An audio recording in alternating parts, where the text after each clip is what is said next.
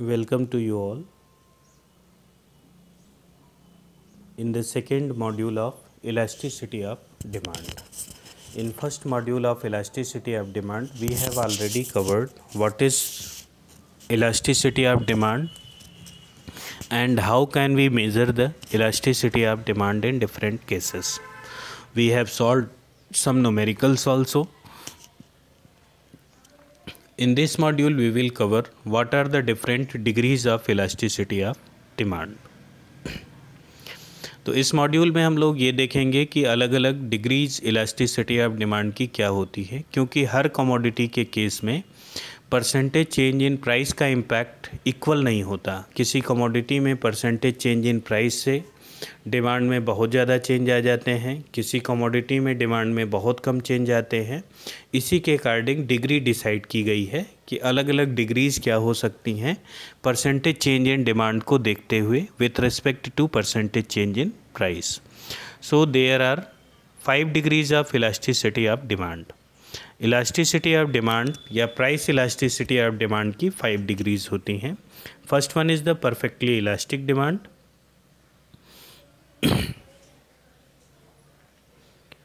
perfectly elastic demand. Second, greater than unitary elastic demand. इसको relatively elastic demand भी कहा जाता है. थर्ड है unitary elastic demand. Less than unitary elastic demand, it is also called relative in elastic demand. और next है perfectly in elastic demand. तो ये 5 डिग्रीज होती हैं: perfectly elastic, greater than unitary, unitary elastic, less than unitary elastic and perfectly in elastic. So let's discuss in brief what are the different degrees of demand indicate. First one is the perfectly elastic demand. When there is no change in price of the commodity but very high change in the quantity demanded, it is called perfectly elastic demand. In this case, value of elasticity is infinite and demand curve is parallel to x axis. Perfectly elastic demand वो demand होती है जब price में बिना change किए हुए ही demand quantity demanded घट जाए या बढ़ जाए. तो डिमांड में चेंज पॉसिबल है बिना प्राइस के चेंज, या स्लाइट प्राइस के चेंज से बहुत ज़्यादा चेंज हो जाए क्वांटिटी डिमांडेड में, तो इसको परफेक्टली इलास्टिक डिमांड कहा जाता है. इस केस में वैल्यू जो है इलास्टिसिटी की कैलकुलेट करने पे इन्फिनाइट आती है, और डिमांड कर्व अगर इसका ड्रॉ करें परफेक्टली इलास्टिक केस में तो पैरेलल टू एक्स एक्सिस होगा. यहाँ एक्स एक्सिस पे क्वांटिटी को दिखाया गया है और वाई एक्सिस पे प्राइस को. पी प्राइस पे ही क्वांटिटी की डिमांड Q से घट करके Q1 हो रही है और Q से घट करके Q2 हो रही है, बढ़ करके Q2 हो रही है. It means price remain constant but the quantity demanded can increase and can decrease also at the same price. That is called perfectly elastic demand. Now second case, greater than unitary elastic demand. When there is less percentage change in price of the commodity but high percentage change in quantity demanded, it is called greater than unitary elastic demand. In this situation, value of elasticity is greater than 1 and demand curve will be highly flatter.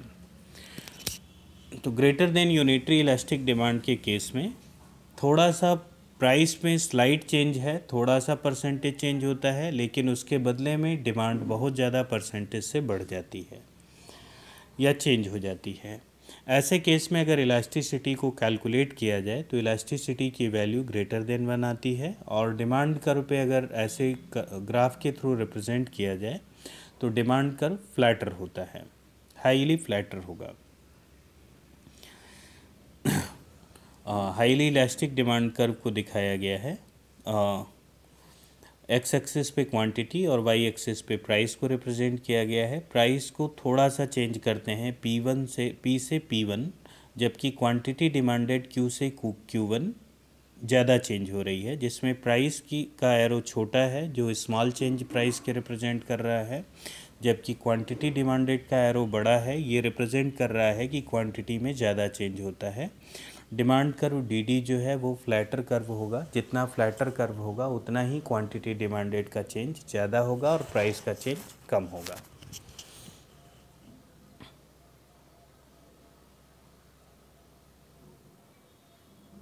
Unitary elastic demand,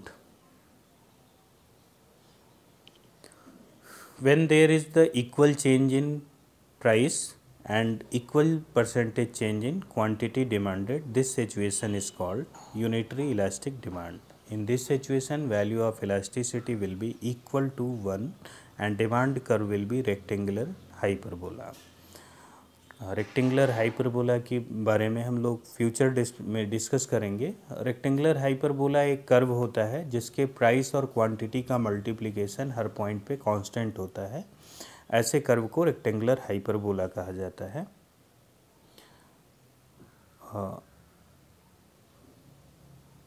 D D यहाँ पे rectangular hyperbola है, जो ये represent कर रहा है कि price में जितने का चेंज हो रहा है, फॉल कर रहा है, उतने से ही क्वांटिटी इंक्रीज कर रही है। इट मीन्स प्राइस के फॉल का एरो और क्वांटिटी के डिमांड इंक्रीज का एरो दोनों इक्वल रिप्रेजेंट कर रहे हैं। तो दोनों में इक्वल चेंज होता है कि अगर 50% से प्राइस फॉल हुआ तो 50% से क्वांटिटी डिमांडेड राइज कर जाएगी।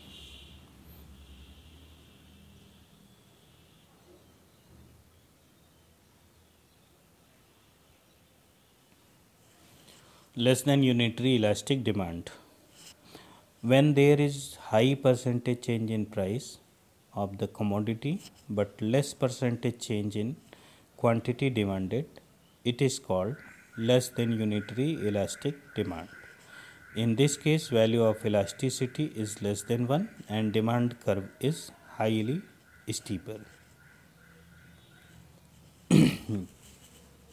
Less than unitary elastic demand तब होती है जब प्राइस में बहुत ज़्यादा चेंज हो लेकिन डिमांड में परसेंटेज चेंज बहुत कम होता है, तो ऐसे केस में less than unitary elastic demand होती है। और अगर न्यूमेरिकल से इसको कैलकुलेट किया जाए तो value of elasticity less than 1 आएगी, और अगर ग्राफ से रिप्रेजेंट किया जाए तो डिमांड कर्व हाईली स्टीपर होगा।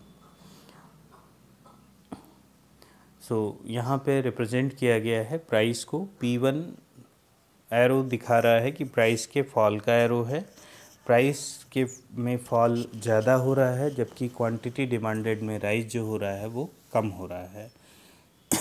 तो high percentage change in price but less percentage change in quantity demanded, this is called less elastic demand.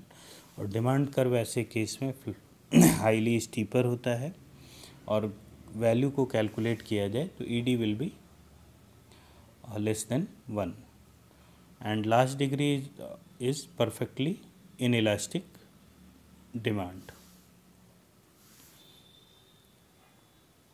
when there is very high change in price of the commodity but no change in quantity demanded, it is called perfectly inelastic demand. In this situation, value of elasticity will be 0 and demand curve will be parallel to y-axis. Perfectly inelastic demand वो demand होती है जब price के change बहुत ज़्यादा price में change करने के बावजूद भी क्वांटिटी डिमांडेड में कोई चेंज ना हो, तो ऐसे केस में परफेक्टली इनइलास्टिक डिमांड होती है। और न्यूमेरिकली अगर इसको कैलकुलेट किया जाए तो वैल्यू इलास्टिसिटी की 0 आएगी, और ग्राफिकली प्रेजेंट करने पे demand curve parallel to Y axis होता है। पी से प्राइस को रिप्रेजेंट किया गया है, प्राइस को पी प्राइस पे भी बायर क्यू क्वांटिटी ही डिमांड कर रहा है, प्राइस को बढ़ा करके P1 कर देते हैं, उसके बावजूद भी कंज्यूमर की डिमांड में कोई चेंज नहीं हो रहा, क्यू ही रहती है। प्राइस को अगर घटा करके P2 कर दिया जाए तब भी कंज्यूमर की डिमांड में कोई चेंज नहीं हो रहा है, कंज्यूमर की डिमांड कांस्टेंट है, और डिमांड कर्व डी जो है वो पैरेलल टू वाई एक्सिस है। साल्ट के केस में परफेक्टली इनइलास्टिक डिमांड होती है जिसमें प्राइस के चेंज होने का क्वांटिटी डिमांडेड पे कोई फ़र्क नहीं पड़ता, तो ये परफेक्टली इनइलास्टिक डिमांड का एग्जांपल है।